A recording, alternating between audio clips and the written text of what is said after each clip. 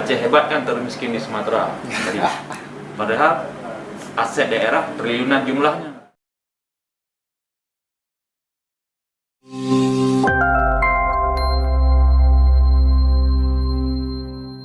Kami telah menyelesaikan kerja pansus ya dalam waktu yang lumayan lama, dan cara kita bekerja yang pertama menindaklanjuti semua temuan BPK, dan sebagian besar itu adalah temuan BPK, lebih dari sekitar 80% temuan BPK, jadi bukan hal yang baru. Misalnya terkait dengan insentif gubernur, gaji pensus, tim kerja gubernur, dan sekretariat TAPA dan juga TAPA, itu temuan BPK yang telah viral dan beredar di masyarakat. Nah, kemudian kita menindaklanjuti itu setelah kita pelajari dan akhirnya kita minta dikembalikan. Kemudian terkait dengan temuan proyek fisik itu yang dilakukan oleh anggota DPRA seluruh Aceh. Mereka di masing-masing dapil.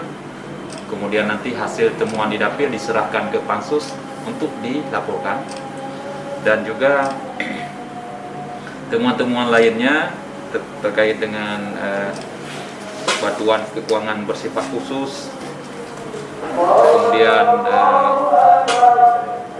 ada penggunaan dana COVID hasil refocusing dari alokasi yang dilakukan tidak transparan oleh pemerintah Aceh. Dana bantuan keuangan yang bersifat khusus untuk antisipasi dampak COVID-19 yang berjumlah ratusan miliar itu tidak transparan. Sebagai contoh misalnya, Kabupaten Gayo Luwus itu menerima 15 miliar, sedangkan Kabupaten Aceh Tenggara hanya 10 miliar. Padahal posisi Kabupaten Aceh Tenggara itu lebih beresiko dalam penularan COVID karena merupakan pintu masuk dari Provinsi Sumatera Utara dan juga memiliki jumlah penduduk lebih besar dari Kabupaten Gayo Luwus. Ini kan nggak adil. Nah, kemudian juga pemberian dana yang bersifat khusus ini untuk 8 kabupaten, sehingga memunculkan kecemburuan sosial bagi kabupaten lainnya. Ini juga bervariasi. Sebelum salah misalnya tinggi sekali 40 miliar. Nah, bantuan keuangan bersifat khusus ini berdasarkan Pergub nomor 31 tahun 2020 tidak tercantum dalam APBA tahun 2020 dan ditetapkan dengan Kanun nomor 12 tahun 2019 tentang APBA tahun anggaran 2020 dan Pergub Aceh nomor 40 tahun 2019 tentang penjabaran APBA tahun 2020. Gubernur telah mengubah sendiri substansi APBA tahun anggaran 2020 dengan memunculkan atau menambah alokasi 200 miliar tanpa persetujuan DPRA. Jadi terbitnya Pergub nomor 31 tahun 2020 itu bertentangan dengan peraturan perundang-undangan. Nah, kemudian pansus juga tidak hanya fokus pada temuan-temuan, tapi juga pada masukan-masukan yang membantu pemerintah Aceh.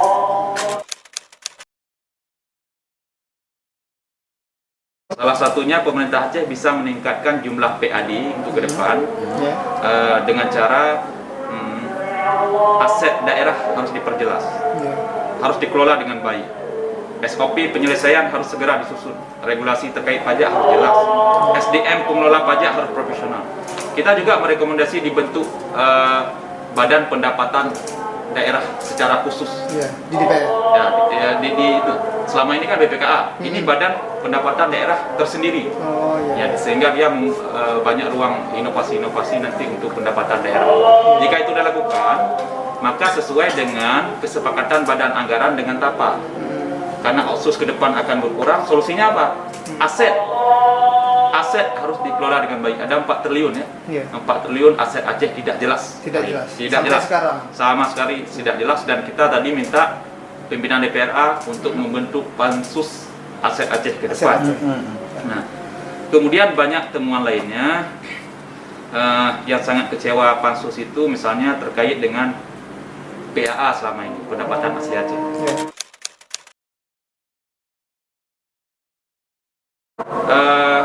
Tahun 2020 tidak realisasi sesuai dengan target awal dalam PPK. Jumlah realisasinya 2,572 T. Target awal 2,624 T. Namun realisasi ini didesain oleh pemerintah Aceh seakan-akan melampaui target untuk menunjukkan kinerja pemerintah Aceh yang sangat baik. Padahal dia mampu mencapai target lebih besar. Tapi sengaja seperti tadi itu, dia targetnya 2,5 T. Tiba-tiba capaiannya 2,6 T. Kan hebat tuh, hebat sekali. Padahal 2,7 T bisa juga ditarget. Tapi selalu itu permainan. Di sini kita kecewa sekali. Nah, kemudian tim Pansus terkait dengan temuan-temuan di lapangan, ada temuan fisik ya, proyek fisik, ditindaklanjuti hasil Pansus, kemudian diperbaiki. Nah, kita minta tidak berhenti di situ.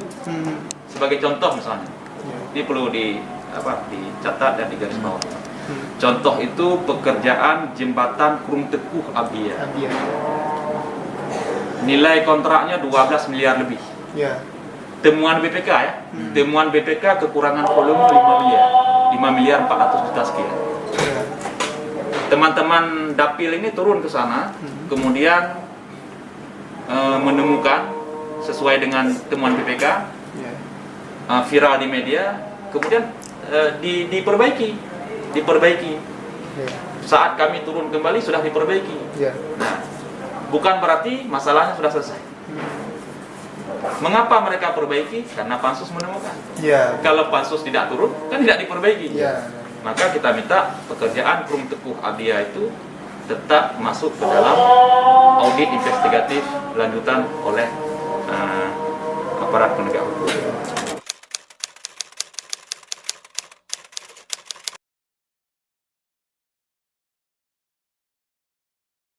Pansus itu, cara kerja Pansus, kita melaporkan kepada pimpinan DPR. Cuma sampai di situ. Makanya mengapa tadi ada rekomendasi akhir khusus ya, disampaikan kepada sidang paripurna secara terbuka, supaya nggak ada main-main di sini. Sehingga kita rekomendasikan khusus, terpilah ya, terkhusus kepada pimpinan DPRA, ke Gubernur dan BPK. Ke pimpinan DPRA apa ya rekomendasi kita? Yang pertama, membuat surat kepada BPKP untuk melakukan audit investigatif beberapa temuan. Salah satunya misalnya Masjid Utu, Rumah Sakit Regional Takengon, dan juga nanti di Jembatan Krung Teguh. Kemudian meneruskan, ya ini poin penegasannya, meneruskan semua temuan Pansus dan temuan BPK ke aparat penegak hukum. Nah itu. Kemudian juga kepada Gubernur juga menindaklanjuti. Bagi SKPA temuan-temuan BPK kan banyak tuh yang kecil-kecil. Nah itu tuh nggak bisa kita hitung, kita minta data pun nggak dapat. Itu harus diperbaiki terus. Dan ke depan harapan kita begini, misalnya aset selalu menjadi temuan setiap tahun.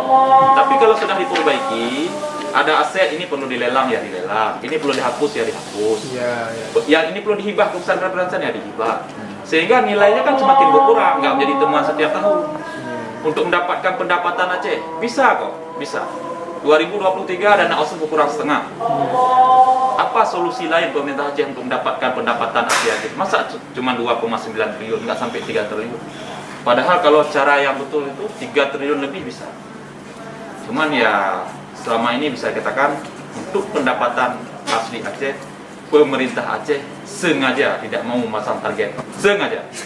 Sengaja tidak mau memasang target besar supaya dapat apresiasi bahwa kinerja baik, capaiannya di atas target. Jadi permainan ini yang tidak sehat ya. Harapan kita PJ Gubernur ke depan tidak lebih parah dari yang sekarang. Mohon doa kepada seluruh rakyat Aceh, kira-kira lebih buruk darinya, lebih god bekna PJ. Dan ke depan kita berharap eksekutif itu mitra utama adalah legislatif. Jadi eksekutif dan legislatif karena tahun 2023 nggak ada lagi uang Aceh, kesehatan masyarakat juga berkurang. Pakai hati untuk memikirkan dengan sangat serius. Karena kalau serius misalnya ya menciptakan lapangan kerja itu mudah sekali.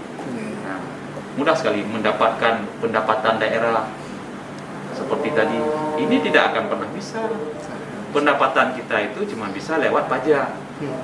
Tapi temuan BPK ini banyak sekali yang dialamatkan kepada pemerintah Aceh. Kalau diikuti temuan BPK dalam buku itu, maka pendapatan kita akan meningkat. Bagaimana bisa meningkat pajak? Pengelola pajak itu SDM-nya kurang, manajemennya tidak ada. Samsat kabupaten kota harus diperbaiki manajemennya semua. Tapi pemerintah Aceh nggak pernah masuk ke sana, nggak pernah memperbaiki. Makanya tidak akan pernah bisa meningkatkan jumlah pajak. Kalau pajak aja diperbaiki, bayangkan itu.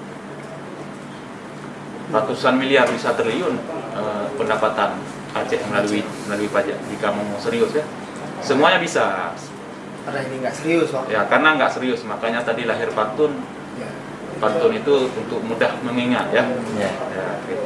Jadi Aceh hebat kan, termiskin di Sumatera. Jadi, padahal aset daerah triliunan jumlahnya. Jadi kenapa kita semua wajar kecewa? Karena mereka tidak serius mengelolanya. Jadi ketika DPR bekerja seperti ini kan amanah ya, kita digaji untuk ini dan amanah untuk ini. Eksekutif jangan baper. Iya. Jadi baik dendam tuh, ya minta lu secara pribadi ya. Dengan Hajar Tarmizi, SP, Walefi Kiranis, ketua dan sekretaris pansus ya. Dendam, nyan baik baper. Nah, jadinya profesional aja. Nah, kita bekerja profesional, objektif, dan ini menjadi tugas dan tanggung jawab kita. Kan nggak suka juga kita mencari-cari kesalahan. Toh temuan-temuan itu kan duluan disampaikan oleh BPK, duluan dikutip oleh media, kemudian kita akan menyampaikan temuan tindak lanjut itu.